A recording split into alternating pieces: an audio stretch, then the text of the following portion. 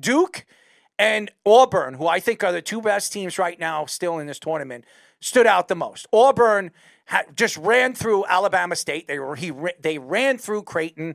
And I expect Auburn to beat Michigan. Michigan obviously has played very, very well. I didn't think that Michigan was even going to get out of the first round. But they got out of the first round beating San Diego, which I was very surprised. I believe they're one of the best defensive teams in this tournament. And then Texas A&M, which was a shocker. They didn't just beat Texas A&M. They absolutely destroyed them. So I was very impressed with Michigan. Out of all the teams in this tournament, it was Michigan that stood out and Arkansas. Arkansas has been remarkable. And I have to give a lot of credit to John Calipari. John Calipari is a great head coach. I said that. When it comes to this tournament, it all comes down to great coaching and I think the tournament and the exceptional defense that Arkansas has played in this tournament. They're big, they're strong, and they're athletic. And you saw it against St. John's, and you saw it in the first round. I was very, very impressed with Arkansas against Kansas. And Kansas gave them the hardest time. St. John's, where we expected the game to be even more closer than it was, St. John's just didn't show up. They couldn't shoot. All season long, they had problems shooting the three. And St. John's, really all season long, were mostly known as a defensive team.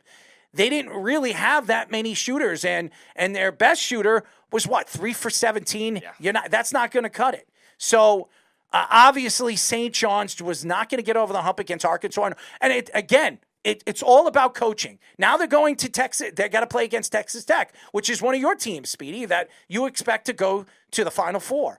I don't know how this game is going to fall into place, we will get into that on Thursday. But I do believe one thing. Arkansas, because of the coaching and because of their size and the way they play the game, if they play a hard-nosed game against Texas Tech, who likes to play around the perimeter and shoot the ball the way they like to, I think this could be a very close game like it's been throughout so far the tournament.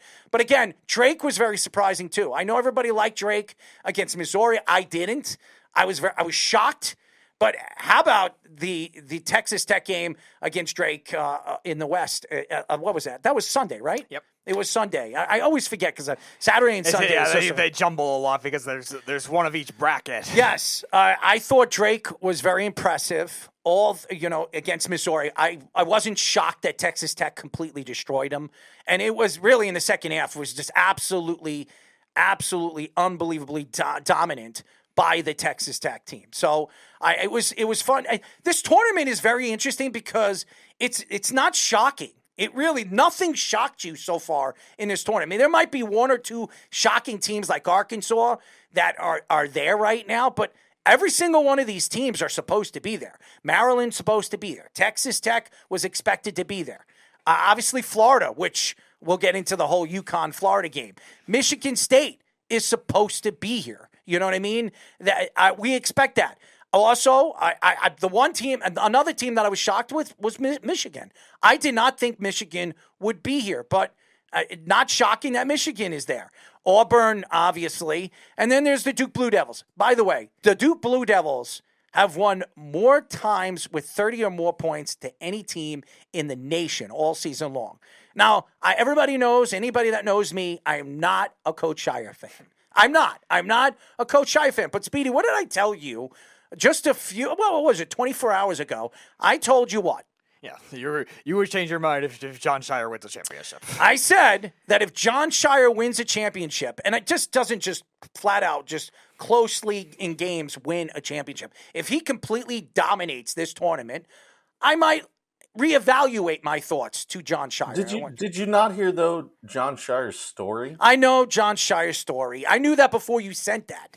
Okay, I know the whole story about his eye and how he had no NBA career. I could say that for a lot of guys. Jason Williams, who didn't have an NBA career. I could say that about Bobby Hurley, another Duke guy who I was a big fan of, who got into a car accident and didn't have much of a career. I could go on and on and on and on and on about Duke players that didn't have it. Christian Laettner didn't have a good NBA career because of injuries. So Duke players don't say. Grant Hill, another one, a great player, his first 3 or 4 years, sensational player, gets hurt and was never the same player. So Duke players don't actually have good NBA careers because of health. And John Shire, again, NIL deals absolutely benefits, obviously, Duke. And Coach K has a part in, obviously, recruiting players. If you don't think that he does, well, then you don't know the Duke Blue Devils. You know that Coach K is over there, or at least on the phone with some of these recruited players. How about Cooper Flagg? You think Cooper Flagg, out of all the teams that were recruiting him throughout the offseason last year, Duke was the team that he really wanted to go to? Mm-hmm. I doubt it. He was like a lock. Doubt it. He was a lock to go to Gonzaga for a while. I doubt it. I think it had a lot to do with Coach K obviously reaching out to Flagg and saying that you have the best chance of being an NBA top prospect or the number one pick if you go to Duke, and that I will help help your and benefit you coming and playing for Duke for at least a year, where you're going to be a top 2 pick in the NBA draft, and maybe. Hey, Shire could be a great coach. I don't know. But I can tell you what I do know as a player. I couldn't stand watching him. I am a Duke fan. I am a diehard Duke fan. And I hated watching Shire play. I never liked him. Never liked him. He went to the Final Four. I just never liked him as a player. Now, what Patrick Beverly says about him, we're going to just come out of nowhere and say, Pat Bev says it, so we love him. We think that he's going to be great. I'm telling you right now, Shire would have never had a great NBA career. I'm not saying he's not a good NCAA coach, but I think that obviously, being that Coach K is still working with the recruiting teams, recruiting with the team and everything like that, it absolutely benefits Shire and his recruiting classes that he's going to have. Look at the recruiting class that he's going to have next year. It's ridiculous. I'm not surprised Arizona is moving on against Duke. I said it. I had Arizona going all the way against Duke. I think they lose against Duke. I think it'll be a fun game. Arizona is a very good offensive team. That's what they are. Duke can play multiple ways. And as we saw against Baylor in the beginning of the game, everybody thought that Baylor was going to stay close in the game. And then Duke slowly but surely in the first half pulled away from Baylor. And I love Baylor. And I've really been a supporter of Baylor for the last couple of years. But against this team, a class of this talent. I mean, Proctor's been unbelievable really all season long, especially in the second half of the season. And then obviously we all know what Cooper Flagg is. But Cooper Flagg didn't have one of his best games against Baylor. He did enough. I mean, he went to the line when he needed to, but it was the other guys. It was the secondary players that were out there playing hard-nosed defense, and they were actually scoring. They have a tremendous amount of offense on and off the bench. So Duke has that ability. Also, BYU, I'm very shocked. I'm shocked that BYU is heading out to the Sweet 16 against the Alabama Crimson Tide. They did not look good against St. Mary's in certain parts of the game. Even though they won 80-66, they did not look good in certain parts of that game. As a matter of fact, they kept St. Mary's in the game. And they eventually pulled away. But they've also said that about Houston. They can't score as much as they play defense. But when they needed to score against Gonzaga, did they? Absolutely. And I think Houston is very dangerous this year. I know Jamie Lee came out and told me, how could you have Houston going all the way to the Final Four? This is a different year. This is a different team. I think Houston has a tremendous amount of size. This defense is as good as any defense in the nation. And I'm going to tell you this right now. If they match up against Duke, again, Duke, as good as they are offensively and defensively, all Houston needs to do is get an early 10 or 9-point lead. They can shut down an offense, and they can shut down the Duke Blue Devils. So I'd be careful on what people think Houston is or what they were in the past. I think they're a lot better than people think they are. And then there's Purdue.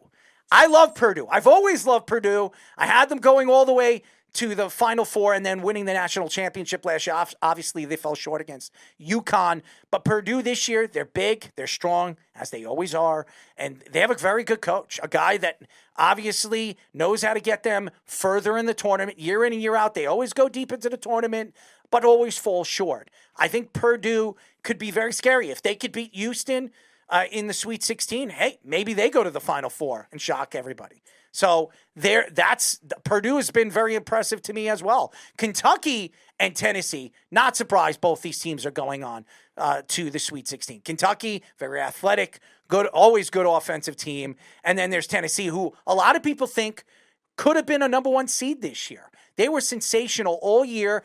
Really, the last 5 or 6 games, there's, they've been on and off, but Tennessee is a really good team. And Tennessee's another team that could surprise a lot of people. Knock off Kentucky, and then maybe knock off, one of these other teams like Houston or even Purdue. They're probably the best chance to knock off Houston in that region because they also have a stifling defense. Yeah, so there's only one double-digit seed moving on in the Sweet 16, which is shocking